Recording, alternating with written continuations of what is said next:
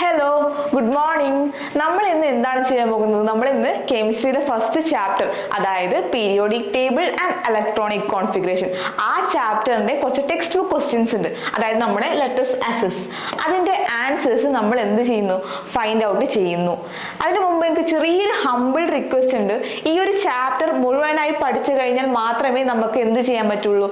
ഈ ക്വസ്റ്റ്യൻസിനൊക്കെ അറ്റൻഡ് ചെയ്യാൻ പറ്റുള്ളൂ. അതിന് എന്ത് ചെയ്യണം? നിങ്ങളൊക്കെ ആ വീഡിയോസ്, അതായത് ആ ചാപ്റ്റർ മൊത്തത്തിൽ പഠിക്കണം. അതായത് 2 പാർട്ടായിട്ട് നമ്മൾ ഓൾറെഡി വീഡിയോ അപ്ലോഡ് ചെയ്തിട്ടുണ്ട്. ആ വീഡിയോ കാണുക. ആ വീഡിയോ കണ്ടതിന് ശേഷം മാത്രം ഈ വീഡിയോ കാണുക. അങ്ങനെയാണെങ്കിൽ നിങ്ങൾക്ക് എന്ത് ചെയ്യാൻ പറ്റും? ഈ ഓരോ ക്വസ്റ്റ്യൻസിനും നമുക്ക് അറ്റൻഡ് ചെയ്യാൻ പറ്റും. വളരെ സിമ്പിളായിട്ട് നമുക്ക് ഈ ഒരു ക്വസ്റ്റ്യൻസിനൊക്കെ അറ്റൻഡ് ചെയ്യാൻ പറ്റും. നമുക്ക് നമ്മുടെ ഫസ്റ്റ് ക്വസ്റ്റ്യൻ നോക്കിയാലോ? നമ്മുടെ ടെക്സ്റ്റ് ബുക്കിലത്തെ ഫസ്റ്റ് ക്വസ്റ്റ്യൻ ഇതാണ്. Based on the hints given, find out the atomic number and write the subshell electronic configuration of elements. Symbols are not real. അതായത് എന്താണ് ഫൈൻഡ് ഔട്ട് ചെയ്യാൻ പറയുന്നത്? ഒന്ന്, നമ്മുടെ അറ്റോമിക് നമ്പർ ആണ് ഫൈൻഡ് ഔട്ട് ചെയ്യാൻ പറയുന്നത്. 2, സബ്ഷെൽ ഇലക്ട്രോണിക് കോൺഫിഗറേഷൻ. ഷെൽ അല്ല, സബ്ഷെൽ ഇലക്ട്രോണിക് കോൺഫിഗറേഷൻ ആണ്. മാത്രമല്ല, സിംബൽസ് ആർ നോട്ട് റിയൽ. അതായത് എ ആൻഡ് ബി എന്ന് പറയുന്ന സിംബൽസ് എന്തല്ല, റിയൽ അല്ല.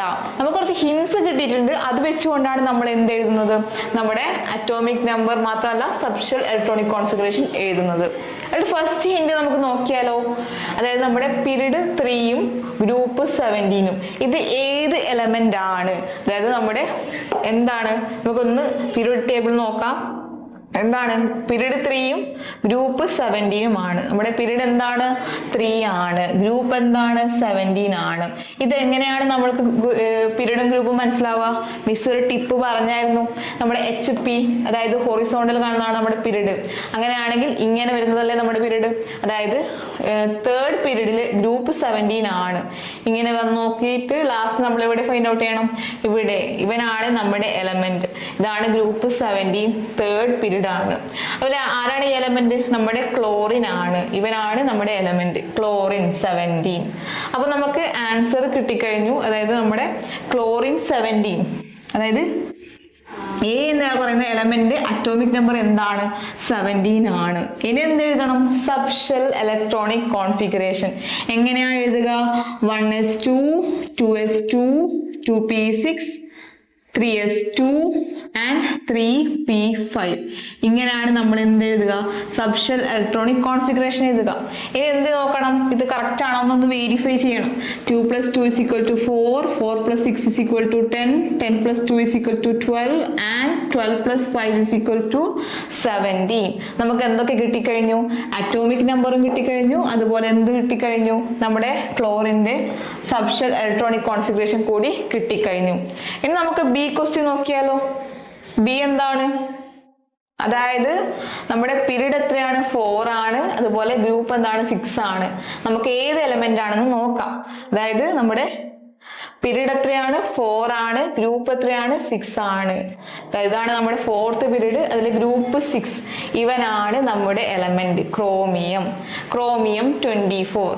അതായത് ബി എന്ന ആ എലമെന്റിന്റെ അറ്റോമിക് നമ്പർ എന്താണ്? ബിയുടെ എലമെന്റ് അറ്റോമിക് നമ്പർ 24. അതായത് നമ്മുടെ ക്രോമിയം 24. എങ്ങനെയാണ് ഇതിന്റെ സബ്ഷെൽ ഇലക്ട്രോണിക് കോൺഫിഗറേഷൻ എഴുതുക? ഇതൊരു സ്പെഷ്യൽ കേസ് ആയിട്ടാണ് ഞാൻ പഠിപ്പിച്ചത്. അതായത് ക്രോമിയവും കോപ്പറും. ഓക്കെ, എങ്ങനെയാണ് എഴുതുന്നത് നമുക്ക് നോക്കാം. ഓക്കെ അല്ലേ? Chromium 24, 1s2, 2s2, 2p6, 3s2, 3p6, 4s1 and 3d5. എന്തുകൊണ്ടാണ് നമ്മളിവിടെ എസിന്റെ സ്ഥാനത്ത് 1 കൊടുക്കുന്നത്? ആക്ച്വലി എസിന് എത്ര മാക്സിമം അക്കോമഡേറ്റ് ചെയ്യാൻ പറ്റും? 2 ഇലക്ട്രോൺസിനെ അക്കോമഡേറ്റ് ചെയ്യാൻ പറ്റും.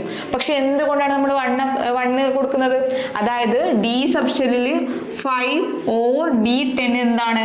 മോർ സ്റ്റേബിൾ ആണ്. ഇവർ മോർ സ്റ്റേബിൾ ആയതുകൊണ്ട് നമ്മൾ എന്ത് ചെയ്യുന്നു? ആ 4 ഉള്ളതിന് നമ്മൾ എന്ത് ചെയ്യുന്നു? 5 ആക്കുന്നു. ഇവിടെ 2 ഉള്ളത് 1 ഇലക്ട്രോൺസ് ആക്കി മാറ്റുന്നു. എന്തിനാണ്?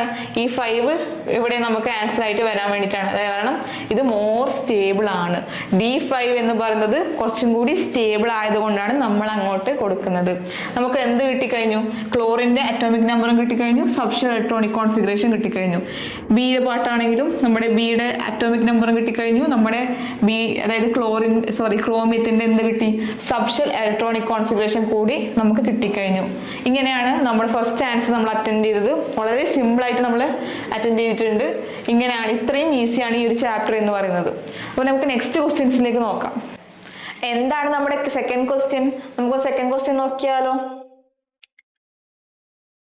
When the last electron of an atom was filled in 3D subshell, the subshell electronic configuration was 3D8. Answer the questions related to this atom. അതായത് ഒരു ആറ്റത്തിന്റെ ലാസ്റ്റ് ഇലക്ട്രോൺ എവിടെയാണ് ഫില്ല് ചെയ്യുന്നത്? 3Dയിലാണ്. എത്ര ഇലക്ട്രോൺസ് ആണ് അവിടെ ഫില്ല് ചെയ്യുന്നത്? 8 ഇലക്ട്രോൺസ് ആണ്. അതായത് സബ്ഷെൽ ഇലക്ട്രോണിക് കോൺഫിഗറേഷൻ 3D8 ആണ് ലാസ്റ്റ് വരുന്നത്. അങ്ങനെയാണെങ്കിൽ ഫസ്റ്റ് ക്വസ്റ്റ്യൻ എന്താണ്? നമ്മുടെ ഫസ്റ്റ് ടാസ്ക് എന്ന് പറയുന്നത് complete the subshell electronic configuration. Simple അല്ലേ? നമ്മൾ മുമ്പ് പഠിച്ചതല്ലേ സബ്ഷെൽ ഇലക്ട്രോണിക് കോൺഫിഗറേഷൻ എഴുതാൻ? എത്രയാണ് ഇവിടെ മാക്സിമം ലാസ്റ്റ് പോകുന്നത്? 3D8. അങ്ങനെയാണെങ്കിൽ നമുക്കൊന്ന് എഴുതി നോക്കിയാലോ. 1s2, 2s2, 2p6, 3s2, 3p6, 4s2 and 3d8. ഇങ്ങനെയല്ലേ നമ്മൾ സബ്ഷെൽ ഇലക്ട്രോണിക് കോൺഫിഗറേഷൻ എഴുതാൻ പഠിച്ചത്? അപ്പോൾ നമ്മുടെ ഫസ്റ്റ് ടാസ്ക് കംപ്ലീറ്റഡ്. ഇനി രണ്ടാമത്തത് എന്താണ് ഫൈൻഡ് ഔട്ട് ചെയ്യാൻ പറയുന്നത്? നമ്മുടെ അറ്റോമിക് നമ്പർ. എങ്ങനെയാണ് നമ്മൾ അറ്റോമിക് നമ്പർ ഫൈൻഡ് ഔട്ട് ചെയ്യുക? സിമ്പിൾ അല്ലേ? അതായത് ഇവിടെ ഇലക്ട്രോൺസ് ഇല്ലേ, മുകളിലുള്ള ഇലക്ട്രോൺസിന്റെ എണ്ണം സമ്മ് ചെയ്താൽ മതി. അതായത് ഈ മുകളിലുള്ള ഇലക്ട്രോൺസ് നമ്മളൊന്ന് കൂട്ടിക്കഴിഞ്ഞാൽ നമുക്ക് എന്ത് കിട്ടും? അറ്റോമിക് നമ്പർ കിട്ടും. അങ്ങനെയാണെങ്കിൽ നമുക്കൊന്ന് ഫൈൻഡ് ഔട്ട് ചെയ്യാലോ. അതായത് 2 + 2 4, 4 + 6 10, 10 + 2 12, 12 + 6 18, 18 + 2 20, 20 + 8 28. ഇങ്ങനെയാണ് നമ്മൾ എന്ത് ഫൈൻഡ് ഔട്ട് ചെയ്യുന്നത്? അറ്റോമിക് നമ്പർ ഫൈൻഡ് ഔട്ട് ചെയ്യുന്നത്. Next block. ഇതും വളരെ സിമ്പിൾ ആണ്. ഇതെങ്ങനെയാണ് ഞങ്ങൾ ബ്ലോക്ക് പഠിപ്പിച്ചു തന്നത്? അതായത് ലാസ്റ്റ് ഇലക്ട്രോൺ എവിടെയാണോ എൻ്റർ ചെയ്യുന്നത് അതാണ് അതിൻ്റെ ബ്ലോക്ക്. ഇവിടെ എൻ്റർ ചെയ്യുന്നത് നമ്മുടെ ഡി ബ്ലോക്കിലാണ്. അതായത് ഇവിടെയും പറഞ്ഞിട്ടുണ്ട് ഡി സബ്ഷെല്ലാണ് ലാസ്റ്റ് ഇലക്ട്രോൺ ഉള്ളതെന്ന്. അതായത് നമ്മുടെ ഡി ബ്ലോക്കാണ് ലാസ്റ്റ് ഇലക്ട്രോൺ എൻ്റർ ചെയ്യുന്നത്. അപ്പോൾ നമ്മുടെ ബ്ലോക്ക് എന്താണ്? ഡി ബ്ലോക്ക് ആണ്. ഓക്കെ, നെക്സ്റ്റ് നമ്മുടെ ടാസ്ക് എന്ന് പറയുന്നത് പീരീഡ് നമ്പർ ഫൈൻഡ് ഔട്ട് ചെയ്യാനാണ്. എങ്ങനെയാണ് നമ്മൾ പീരീഡ് നമ്പർ ഫൈൻഡ് ഔട്ട് ചെയ്യാറ്? അതായത് നമ്മുടെ സബ്ഷെല്ലിന്റെ മുമ്പിലുള്ള നമ്പറിൽ ഏറ്റവും വലിയ നമ്പറാണ് നമ്മുടെ പീരീഡ് നമ്പർ എന്ന് പറയുന്നത്. അങ്ങനെയാണെങ്കിൽ ഇവിടെയുള്ള 4s, ഈ 4 ആണ് നമ്മുടെ പീരീഡ് നമ്പർ. ഇതും കിട്ടിക്കഴിഞ്ഞു. നെക്സ്റ്റ് എന്താണ്? Group number. എങ്ങനെയാണ് നമ്മൾ ഡി ബ്ലോക്കിന്റെ ഗ്രൂപ്പ് നമ്പർ ഫൈൻഡ് ഔട്ട് ചെയ്യുക? അതായത് നമ്മുടെ എസ് സബ്ഷെല്ലിലും ഡി സബ്ഷെല്ലിലും ഉള്ള ഇലക്ട്രോണിനെ തമ്മിൽ നമ്മൾ എന്ത് ചെയ്യുന്നു? സമ്മ് ചെയ്യുന്നു. അതായത് നമ്മൾ രണ്ടും ആഡ് ചെയ്യുന്നു. ഇവിടെ എസ് എത്രയാണ്? എസ്സിൽ 2 ഇലക്ട്രോൺസും അതുപോലെ ഡിയിൽ എത്രയാണ്? 8 ഇലക്ട്രോൺസും ആണ്. അതായത് 2 + 8 = എത്രയാണ്? 10 ഇലക്ട്രോൺസ് ആണ്. സിമ്പിൾ അല്ലേ? ഇതിൽ അറ്റോമിക് നമ്പർ കിട്ടാൻ വേണ്ടി നമ്മൾ എന്ത് ചെയ്തു? ആ ഇലക്ട്രോൺസിന്റെ നമ്പർ ഒന്ന് സമ്മ് ചെയ്തു. ഇനി ബ്ലോക്ക് ആണെങ്കിൽ ലാസ്റ്റ് ഇലക്ട്രോൺ എവിടെയാണ് എൻ്റർ ചെയ്തത് അവിടെയാണ് നമ്മുടെ ബ്ലോക്ക്. നെക്സ്റ്റ് പീരീഡ് എങ്ങനെയാണ് ഫൈൻഡ് ഔട്ട് ചെയ്തത്? നമ്മുടെ സബ്ഷെല്ലിന് മുമ്പിലുള്ള നമ്പറിൽ ഏറ്റവും വലിയ നമ്പറാണ് നമ്മുടെ പീരീഡ് നമ്പർ. ഇനി ഗ്രൂപ്പ് നമ്പർ എങ്ങനെയാണ് ഫൈൻഡ് ഔട്ട് ചെയ്യുക? ഡിയുടെ കേസിൽ എസ്സിലും ഡിയിലുള്ള ഇലക്ട്രോൺസിന്റെ എണ്ണത്തെ സമ്മ് ചെയ്യുന്നു. അങ്ങനെയാണ് നമുക്ക് എന്ത് കിട്ടാറ്? ഗ്രൂപ്പ് നമ്പർ കിട്ടാറ്. സിമ്പിൾ അല്ലേ? സെറ്റ് അല്ലേ? ഓക്കെ, നമുക്കിനി നെക്സ്റ്റ് ചോദ്യം നോക്കാം. നമ്മുടെ തേർഡ് ക്വസ്റ്റ്യൻ എന്താണ്? Pick out the wrong subshell electronic configuration from the given below. അതായത് ഇവിടെ കുറേ സബ്ഷെൽ ഇലക്ട്രോണിക് കോൺഫിഗറേഷൻ എഴുതി തന്നിട്ടുണ്ട്. അതിൽ ഏതാണ് തെറ്റ്? അതായത് നമ്മുടെ റോങ് സ്റ്റേറ്റ്മെന്റ് നമ്മൾ ഫൈൻഡ് ഔട്ട് ചെയ്യണം. അതിൽ ഫസ്റ്റ് ക്വസ്റ്റ്യൻ നോക്കിക്കോളൂ. 1s2, 2s2, 2p7. ശരിയാണോ? തെറ്റാണ്. എന്തുകൊണ്ട്? പിയില് മാക്സിമം എത്രയാണ്? 6 ആണ് ഇലക്ട്രോൺസ് അക്കോമഡേറ്റ് ചെയ്യുക. പിന്നെ എങ്ങനെയാണ് ഇവിടെ 7 വരിക? അപ്പോൾ ആൻസർ തെറ്റാണ്. നെക്സ്റ്റ് ബി ആണ്.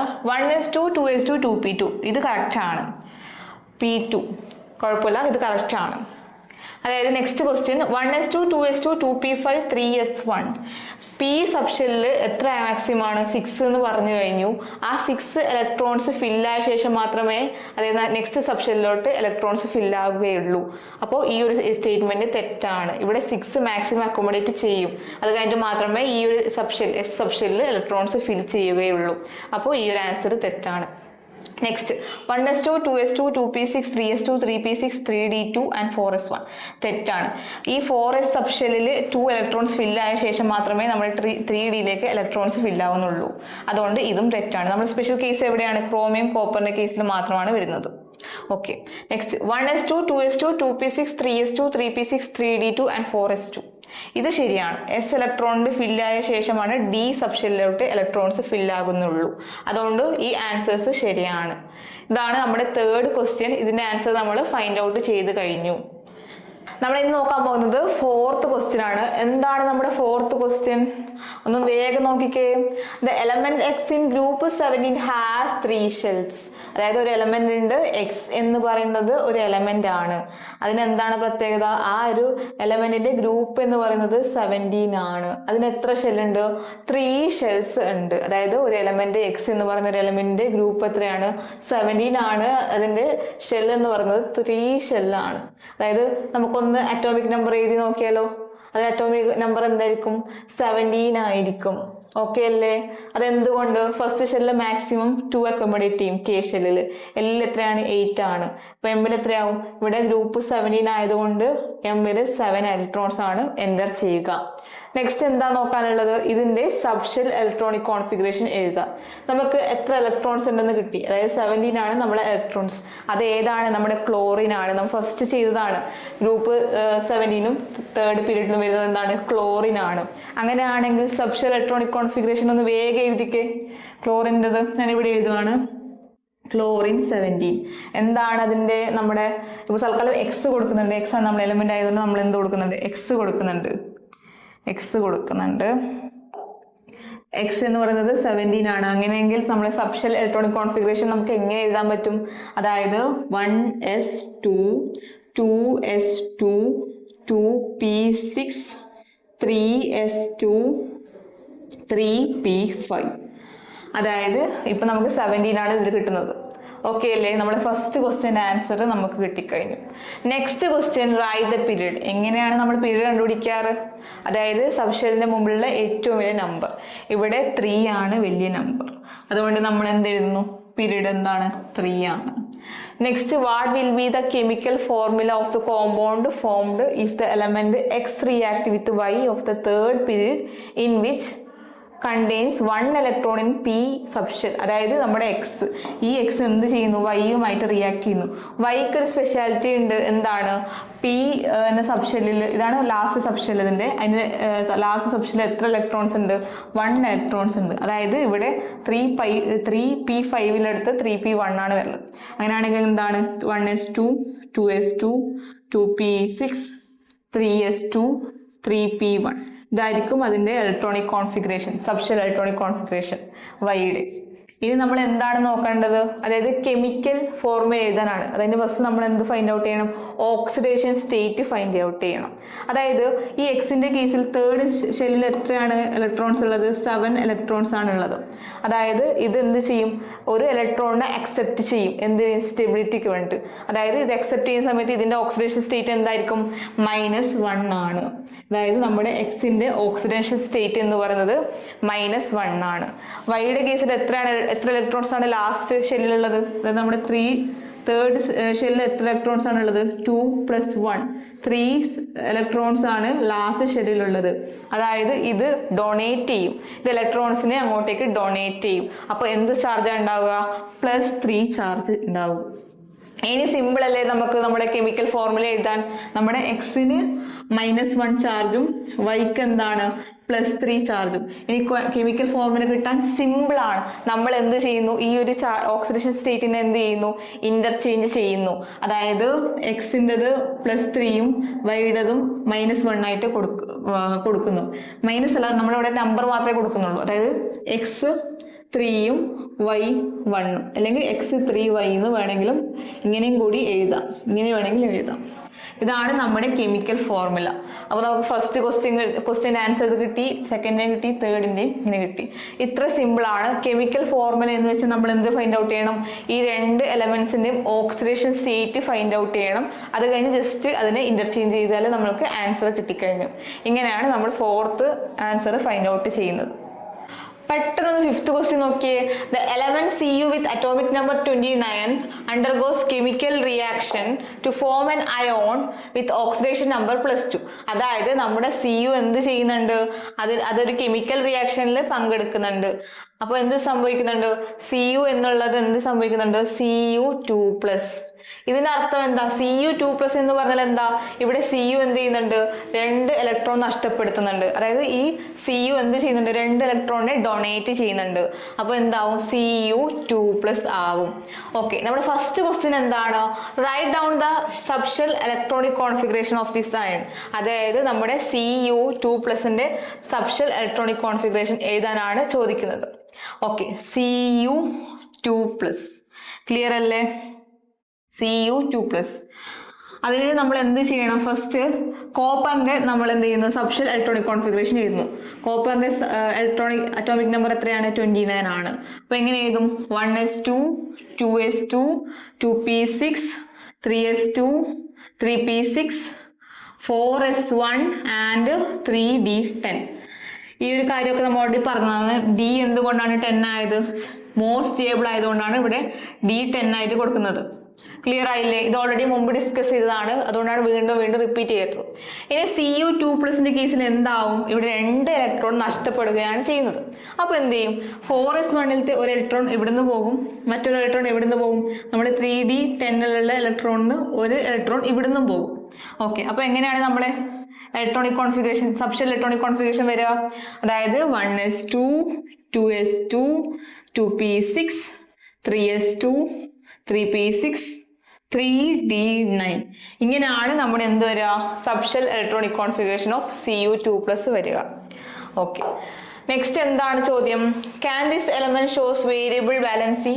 അതാണ് എന്തുകൊണ്ടാണ് ഇവിടെ വേരിയബിൾ വാലൻസി കാണിക്കുന്നത്? Cu എന്നൊരു എലമെന്റ് എന്ത് കാണിക്കുന്നുണ്ട്? വേരിയബിൾ വാലൻസി കാണിക്കുന്നുണ്ട്. കാരണം എന്താണ്? It is a D block element. D block എലമെന്റിന്റെ ക്യാരക്ടറിസ്റ്റിക്സ് പ്രോപ്പർട്ടീസ് പറയുന്ന സമയത്ത് നമ്മൾ എന്ത് പറഞ്ഞിട്ടുണ്ട്? അത് ഡിഫറെന്റ് ഓക്സിഡേഷൻ സ്റ്റേറ്റ് കാണിക്കുന്നുണ്ട്. അതുകൊണ്ടാണ് എന്ത് ചേഞ്ച് ചെയ്യുന്നത്? വാലൻസി ചേഞ്ച് ചെയ്യുന്നത്. നെക്സ്റ്റ് നമ്മൾ എന്താ ക്വസ്റ്റ്യൻ ഉള്ളത്? Write down the chemical formula of one compound formed when this element react with chlorine. അതായത് നമ്മുടെ Cu എന്താ ചെയ്യുന്നുണ്ട്? ക്ലോറിനുമായിട്ട് റിയാക്ട് ചെയ്യുന്നുണ്ട്. അതിന്റെ കെമിക്കൽ ഫോർമുല എഴുതാനാണ് പറഞ്ഞിട്ടുള്ളത്. നമ്മുടെ Cuന്റെ ഓക്സിഡേഷൻ സ്റ്റേറ്റ് എന്താണ് ഇപ്പോൾ? +2 അല്ലേ? നെക്സ്റ്റ് നമ്മുടെ ക്ലോറിന്റെ ഓക്സിഡേഷൻ സ്റ്റേറ്റ് എന്താണ്? -1. അങ്ങനെയാണെങ്കിൽ എന്ത് നമ്മൾ ഫൈൻഡ് ഔട്ട് ചെയ്യണം? Chemical formula. എങ്ങനെയാണ് കെമിക്കൽ ഫോർമുല ഫൈൻഡ് ഔട്ട് ചെയ്യുക? അതായത് നമ്മൾ ഓക്സിഡേഷൻ സ്റ്റേറ്റ് തമ്മിൽ ഇന്റർചേഞ്ച് ചെയ്യും. അതായത് നമ്മൾ എന്ത് ചെയ്യും? CuCl2, അതായത് Cu2 ആയതുകൊണ്ട് ഇവിടെ Cl2 നമ്മൾ ഇടുന്നുണ്ട്. ഇങ്ങനെയാണ് നമ്മൾ എന്ത് ഫൈൻഡ് ഔട്ട് ചെയ്യുക? കെമിക്കൽ ഫോർമുല ഫൈൻഡ് ഔട്ട് ചെയ്യുക. ഇത്രയ്ക്കും സിമ്പിൾ ആണ് നമ്മുടെ ഈ ഒരു ക്വസ്റ്റ്യൻ എന്ന് പറയുന്നത്. നമ്മൾ ലാസ്റ്റ് ക്വസ്റ്റ്യനും കൂടി ഒന്ന് കംപ്ലീറ്റ് ചെയ്യാനുണ്ട്. അതായത് certain subshells are given below. കുറേ സബ്ഷെൽസ് ഇവിടെ തന്നിട്ടുണ്ട്. Which are the subshells that are not possible? ഇതിൽ ഏതാണ് പോസിബിൾ അല്ലാത്തത്? ഫസ്റ്റ് വൺ 2s പോസിബിൾ അല്ലേ? ആണ്. നെക്സ്റ്റ് 2d പോസിബിൾ ആണോ? അല്ല. ഡി സബ്ഷെൽ എവിടെ നിന്നാണ് സ്റ്റാർട്ട് ചെയ്യുന്നത്? 3d എന്നാണ് സ്റ്റാർട്ട് ചെയ്യുന്നത്. നെക്സ്റ്റ് 3f അതും പോസിബിൾ അല്ല. എന്തുകൊണ്ട്? എഫ് സ്റ്റാർട്ട് ചെയ്യുന്നത് 4 എന്നാണ് സ്റ്റാർട്ട് ചെയ്യുന്നത്. നെക്സ്റ്റ് 3d അതും ശരിയാണ്. 5s അതും ശരിയാണ്. 3p അതും ശരിയാണ്. Okay, which are the subshells that are not possible? അതായത് 2d ആൻഡ് 3f ആണ് പോസിബിൾ അല്ലാത്തത്. എന്തുകൊണ്ട്? Give reason. അതായത് നമ്മളെ ഡി സബ്ഷെൽ എപ്പോഴാണ് സ്റ്റാർട്ട് ചെയ്യുന്നത്? തേർഡ് ഷെല്ലാണ് നമ്മളെ ഡി സബ്ഷെല് സ്റ്റാർട്ട് ചെയ്യുന്നത്. അതുപോലെ എഫ് ആണെങ്കിൽ എന്താണ്? ഫോർത്ത് സബ്ഷെല്ലാണ് നമ്മളെ എഫ് സ്റ്റാർട്ട് ചെയ്യുന്നത്. ഓക്കെ, നമ്മൾ എല്ലാ ക്വസ്റ്റ്യൻസിന്റെ ആൻസേഴ്സ് ഫൈൻഡ് ഔട്ട് ചെയ്തിട്ടുണ്ട് അല്ലേ? ഇനി നിങ്ങൾക്ക് എന്തെങ്കിലും ഡൗട്ട്സ് ഉണ്ടെങ്കിൽ എന്ത് ചെയ്യുക, ആ ക്വസ്റ്റ്യൻസ് നിങ്ങൾ കമന്റ് സെക്ഷനിലോട്ടേക്ക് അയക്കാം. മിസ് അതിനുള്ള റെസ്പോൺസ് ചെയ്യുന്നതായിരിക്കും. എന്ത് ഇനി ചെയ്യേണ്ടത്, ഈ ഒരു ചാപ്റ്റർ പഠിക്കാം, ഇതിന്റെ പ്രോബ്ലംസ് ഒന്ന് നോക്കി വെക്കാം, അതുപോലെ പ്രീവിയസ് ഇയേഴ്സ് ക്വസ്റ്റ്യൻസ് ഒക്കെ ഒന്ന് നോക്കി വെക്കാം. എന്തെങ്കിലും നിങ്ങൾക്ക് ഇതിനോട് എന്തെങ്കിലും ഡൗട്ട്സ് ഉണ്ടെങ്കിൽ മിസ്സിനോട് ചോദിക്കാം. തൽക്കാലം മിസ് പോവുകയാണ്. നെക്സ്റ്റ് ഒരു പുതിയ വീഡിയോയിൽ മിസ് വരുന്നതായിരിക്കും പുതിയൊരു ടോപ്പിക്കുമായിട്ട്. Till then bye.